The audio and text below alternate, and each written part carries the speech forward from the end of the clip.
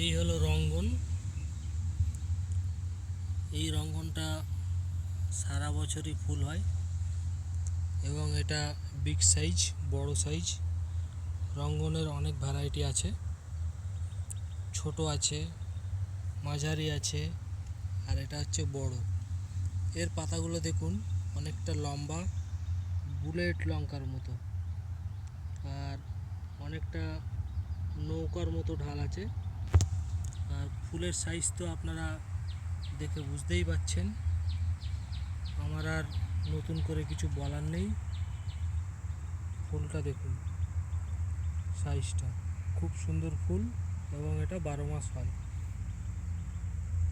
ধন্যবাদ। সকলেই সুস্থ থাকুন, ভালো থাকুন। নমস্কার।